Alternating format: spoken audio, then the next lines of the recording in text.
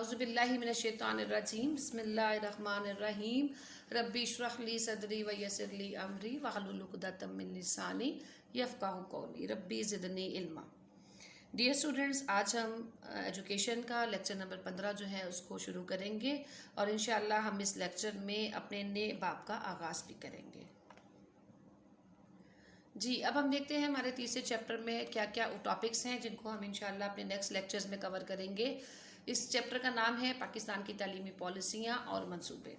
इसमें हम सबसे पहले नज़रिया पाकिस्तान का तालीमी मफ़हूम देखेंगे, कौमी तालीमी पॉलिसियाँ क्या क्या और किस तरह से बनाई गई और उस दौर के मकासद तालीम क्या थे।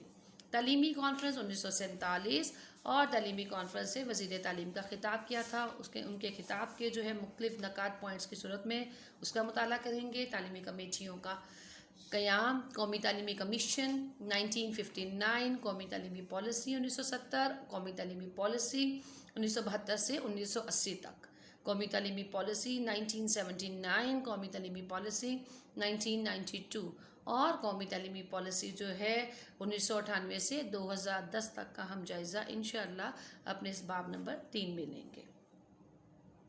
जी, हमारा तीसरा चैप्टर जो है उसका उन्वान है पाकिस्तान की तालीमी पॉलिसियाँ और मंसूबे, educational policies and plans of Pakistan.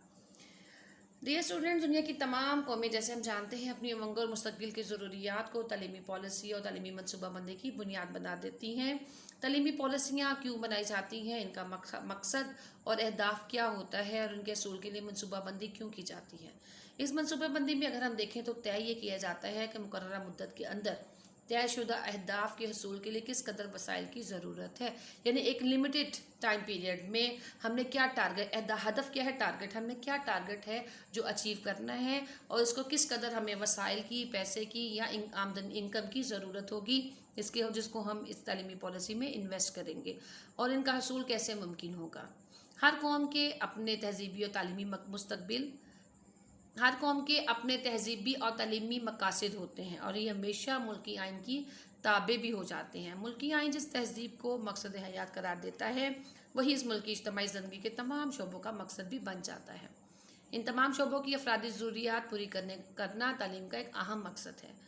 इस्लामी जमहूरिया पाकिस्तान, जैसा कि हम सब जानते हैं, पाकिस्तान एक नज़रियाती मुमलिकत है और ये नज़रिया इस्लाम है। इस नज़रियाती मुमलिकत में यानी पाकिस्तान में इस ज़रूरत का एहसास हमें क्या में पाकिस्तान के फ़ौरन बाद ही कायद आज़म ने अपनी पहली तालीमी कॉन्फ्रेंस 1947 के नाम अपने पैगाम में यूँ हमें बता दिया कि अपनी तालीमी पॉलिसी प्रोग्राम को हम ऐसे खतूत पर चलाना चाहते हैं जो हमारे लोगों के मिजाज के मुताबिक हो और हमारी तारीख़ और सकाफ़त से हम आहंग हो। तालीम नज़रिया पाकिस्तान के फ़रोग़ में एक अहम किरदार अदा कर सकती है और तालीम के ज़रिए ही तलबा को क्या में पाकिस्तान के मकासद से रोशनास कराया जा सकता है और हमारी कौम में इत्तेहाद व यगानगत, यकजहती और जज्बा हुर्रियत बरकरार रखने और इस्लाम के बुनियादी मकासद व इक़दार के मुताबिक ज़िंदगी गुजारने के लिए तालीम मौसर किरदार अदा कर सकती है। पाकिस्तान चूँकि इस्लाम के नाम पर हासिल किया गया था और इस्लामी नज़र हयात पाकिस्तान की बुनियाद में मौजूद है, इसलिए पाकिस्तान के हसूल का मकसद ये था कि यहाँ ज़िंदगी के तमाम शोबों में इस्लामी नज़र हयात को नाफिज किया जाए। इसलिए क़याम पाकिस्तान से अब तक बनने वाली तमाम पॉलिसियों में इस्लामी नज़र हयात को मकासद तालीम की बुनियाद बनाया गया। अब हम ज़ैल में नज़रिया पाकिस्तान का मफ़हूम देखेंगे और तमाम तालीमी पॉलिसियों की अहम सिफारिशात को देखेंगे। नज़रिया पाकिस्तान का तालीमी मकसद क्या था, ये तो आप जान गए कि पाकिस्तान दो कौमें के नज़रिए की बुनियाद पर वजूद में आया। हिंदू और मुसलमानों की बाहमी कशमकश की बुनियाद नज़रियाती इख्तलाफ था। मुसलमान इस्लामी नज़र हयात पर ईमान रखते जबकि गैर मुस्लिम इस पर यकीन नहीं रखते थे। यही ईमान नज़रिया पाकिस्तान की बुनियाद भी है और यही तहरीक पाकिस्तान का मुहर्रिक बना। तहरीक पाकिस्तान के दौरान हर मुसलमान का एक ही नारा था जिसका मतलब ये है, यानी पाकिस्तान का मतलब क्या, ला इलाहा इल्लल्लाह। नज़रिया पाकिस्तान का सही मफ़हूम जानने के लिए ला इलाहा इल्लल्लाह का मफ़हूम समझना बहुत ज़रूरी है। हमारा कलमा जो है, कलमा तौहीद, इसका एक बुनियादी जुज़्व है जिसके मानी ये हैं कि अल्लाह के सिवा कोई इबादत के लायक नहीं। तमाम इंसानों को सिर्फ अल्लाह के कानून यानी कुरान करीम की पाबंदी करनी चाहिए, अपनी ज़िंदगियों को उसवा रसूल सल्लल्लाहु अलैहि वसल्लम के मुताबिक ढालना चाहिए। दुनिया में बसने वाले तमाम लोग दो कौमों से ताल्लुक़ रखते हैं, अल्लाह के कानून को मानने वाले मिल्लत इस्लामिया और ना मानने वाले मिल्लत कुफ्र से ताल्लुक़ रखते हैं। यही दो कौमी नज़रिया है جو تحریک پاکستان کی بنیاد بنا اور اس کی بنیاد پر پاکستان حاصل بھی ہوا۔ علامہ اقبال نے برصغیر کے مسلمانوں کے لیے آزاد ریاست کے قیام پر اس لیے بھی زور دیا کہ اسلام کے ایک تمدنی قوت کی حیثیت سے زندہ رہنے کے لیے ضروری تھا کہ ایک مخصوص علاقے میں اسلام کی اس مرکزیت کو قائم کر لیا جائے۔ علامہ اقبال نے یہ بات بھی اپنے بہت سے خطبات میں واضح کر دی کہ مسلمانوں کی قومیت کی بنیاد ان کا دین ہے، وطن، زبان اور نسل ان کی قومیت کی بنیاد نہیں۔ آپ نے فرمایا، مسلمانوں اور دیگر اقوام عالم میں امتیازی فرق یہ ہے کہ اسلام کا تصور قومیت نہ وطنی ہے اور نہ ہی لسانی اور نہ ہی نسلی۔ مسلمانوں کی یہ سوچ تصور نظریہ پاکستان کی بنیاد بھی بنی۔ قائد اعظم نے ایک اور موقع پر اسی نظریے کی وضاحت کرتے ہوئے فرمایا، ہم ایک علیحدہ قوم ہیں، ہمارا رہن سہن، تہذیب و تمدن، فنون، عدالتی قوانین، ضابطہ، رسم و رواج، روایات، امنگیں، سب کچھ مختلف ہے۔ مختصر یہ کہ زندگی اور اس کے متعلق ہم ایک خاص تصور رکھتے ہیں اور بین الاقوامی قانون کے مطابق بھی ہم ایک منفرد اور علیحدہ قوم ہیں۔ اس لیے تعلیم کے ذریعے ہی پاکستانی قوم میں ہم اتحاد، یکجہتی اور حریت برقرار رکھ سکتے ہیں۔ نظریہ پاکستان کے مفہوم کے حوالے سے تعلیمی مقاصد، تعلیمی نصاب، انداز تدریس اور جائزے کے طریقے اس طرح سے ترتیب دیے جائیں کہ وہ دو قومی نظریہ استحکام پاکستان کی بنیاد بن سکیں۔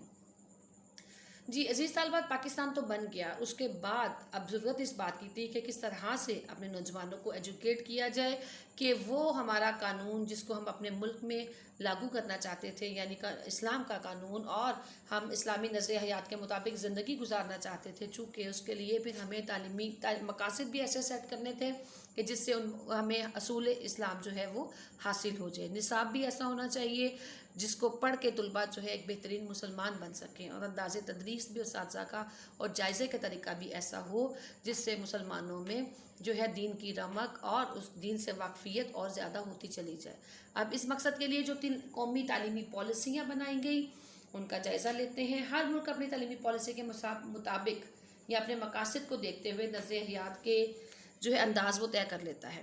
پاکستان کی تمام تعلیمی پالیسیوں میں قائد اعظم کے فرمان کو مد نظر رکھا گیا، یعنی اسلامی نظریہ حیات۔ چاہیے تو یہ تھا کہ قومی تعلیمی پالیسی ایک دفعہ طے ہو جانے کے بعد اس کے مقاصد کے حصول کے لیے مختصر مدت کے تعلیمی ترقی کے منصوبے بنائے جاتے اور حکومت کی تبدیلی کے ساتھ تعلیمی پالیسیاں تبدیل نہ ہوتی۔ تاہم پاکستان میں بننے والے تعلیمی پالیسیوں میں دیے گئے یکساں عمومی مقاصد کا خلاصہ درج ذیل ہے۔ یعنی ہوا یہ ہے کہ پاکستان میں حکومتوں کی تبدیلی کے ساتھ تعلیمی پالیسیاں بھی تبدیل ہوتی چلی گئیں، حالانکہ ان میں ایک یکسانیت ہی رہنی چاہیے تھی، لیکن ایسا نہیں ہو سکا۔ مقاصد تعلیم کیا کیا تھے؟ یعنی طلباء کو اسلامی نظریہ حیات کے اصولوں کے مطابق ذمہ دار، تعلیم یافتہ شہری کی حیثیت سے قومی اور بین الاقوامی کردار ادا کرنے کے قابل بنانا۔ یعنی طلباء اس قابل بن جاتے کہ نہ صرف اپنے ملک میں بلکہ دوسرے ممالک کے سامنے بھی بحیثیت مسلمان اور ایک تعلیم یافتہ اور بہترین انسان بن کر دنیا کے سامنے ظاہر ہوتے۔ عمومی ابتدائی تعلیم اور تعلیم بالغہ کے وسیع پروگرام کے تحت کم سے کم مدت میں ناخواندگی کو ختم کرنا اور خواتین کی تعلیم پر زور دینا، قومی اتحاد اور یکجہتی کو فروغ دینا، فرد اور معاشرے کی نشوونما جمہوریت کو فروغ، نصاب اور درسی کتب کو ملکی ضروریات کے مطابق بنانا، نظریہ پاکستان کا تحفظ اور اسے انفرادی اور قومی زندگی کا لائحہ عمل بنانا، صنعتی ترقی، پاکستان کی قدرتی وسائل سے فائدہ اٹھانے اور خود کفالت کے لیے تربیت یافتہ افرادی قوت کو تیار کرنا، طلباء اور اساتذہ کی بہتری کے لیے تربیتی افلاحی پروگرام تشکیل دینا۔ یہ وہ مقاصد تعلیم تھے جو کہ قائد اعظم کے ارشادات کی روشنی میں سیٹ کر دیے گئے۔ پھر تعلیمی پالیسی جو ہے 2098 سے 2010 کے مطابق تعلیم کے درجہ مقاصد تعلیم جو ہے وہ ہمارے سامنے آئے اور وہ 11 ہیں ٹوٹل پوائنٹس۔ اب ہم دیکھتے ہیں کہ وہ کیا کیا ہیں۔ نمبر 1، نصاب کو قرآن اور اسلامی تعلیمات کے مطابق بنانا، رسمی اور غیر رسمی تعلیم کے ذریعے ابتدائی تعلیم کو عام کرنا، ہر بچے کو یکساں تعلیم دینا یعنی ایک جیسی، ایسے تمام بچے اور بچیاں جو ثانوی تعلیم حاصل کرنے کے خواہش مند ہوں انہیں اسکول تک پہنچانے کا انتظام کرنا، معاشی اور صنعتی ترقی کے لیے پیشہ ورانہ افراد کو تیار کرنا، تدوین نصاب کے عمل کو مسلسل جاری رکھنا، انفارمیشن ٹیکنالوجی اور کمپیوٹر کو کمرہ جماعت میں مؤثر تعلم کے لیے استعمال کرنا، دوران ملازمت اساتذہ کے لیے تربیت کا اہتمام کرنا، ملک میں بے روزگاری ختم کرنا، غریب و نادار طلباء کو مفت تعلیم کے مواقع فراہم کرنا، تعلیمی معیار میں بہتری، اعلیٰ تعلیم کو بین الاقوامی معیار تک لانے کے لیے تحقیق کے شعبے میں وسعت پیدا کرنا، اور تربیت اساتذہ کے لیے مؤثر ڈھانچہ تشکیل دینا۔ یہ ٹوٹل 13 پوائنٹس ہیں۔ اب ہم دیکھتے ہیں کہ قیام پاکستان سے اب تک بننے والی تمام تعلیمی پالیسیوں کے عمومی مقاصد تعلیم اگلے صفحات پر ہم دیکھیں گے، اور طوالت سے بچنے کے لیے آئندہ صفحات میں تعلیمی پالیسی میں پائی جانے والی یکساں نوعیے کی سفارشات اور پروگراموں کا ہم ذکر بار بار نہیں کریں گے، صرف نئے اور اہم پروگراموں کے بارے میں تفصیلاً اگلے لیکچرز میں ہم پڑھ لیں گے۔ جی طالبات، آج کے لیکچر میں ہم نے پاکستان کی تعلیمی پالیسیوں کے حوالے سے تھوڑا سا پس منظر کہہ لیں گے، تھوڑا سا اجمالی جائزہ اس انداز میں لیا کہ ہر ملک جو ہے وہ اپنی جو ہے نظریات یا اپنی آئیڈیالوجی کے مطابق تعلیمی پالیسیاں سیٹ کرتا ہے، اور نظریہ پاکستان کی تعلیمی پالیسی کیا تھی اور اس کے حوالے سے قومی تعلیمی پالیسیاں کس طرح سے مرتب کی گئیں۔